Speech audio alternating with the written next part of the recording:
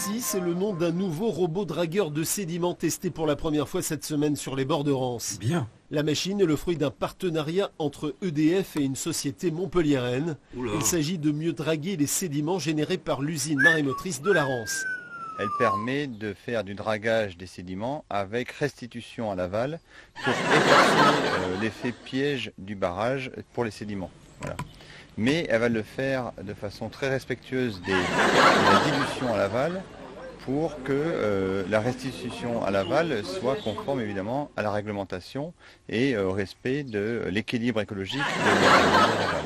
Ce robot est un petit bijou de technologie en partie dérivé des industries pétrolières offshore. Semi-autonome, il peut travailler à n'importe quelle profondeur tout en adaptant son poids en fonction de la nature du sol rencontré. L'outil semble-t-il idéal pour EDF dans le cadre de son obligation d'entretien du chenal de navigation de la Rance.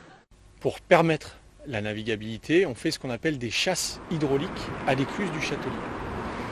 Et en fonction de ces chasses, on permet en fait du transit sédimentaire. Et la voiture qu'on fait derrière, on regarde si oui ou non la navigabilité est bonne. Si elle ne l'est pas, grâce aux chasses, on va à ce moment-là utiliser d'autres moyens pour aller dégager les zones et permettre la navigation. Et quand on dit permettre la navigation, c'est avoir un chenal qui fait 10 mètres de large, pour que deux bateaux puissent se croiser, et puis un toit des sédiments qui est environ de 6,50 mètres en côte-mètre.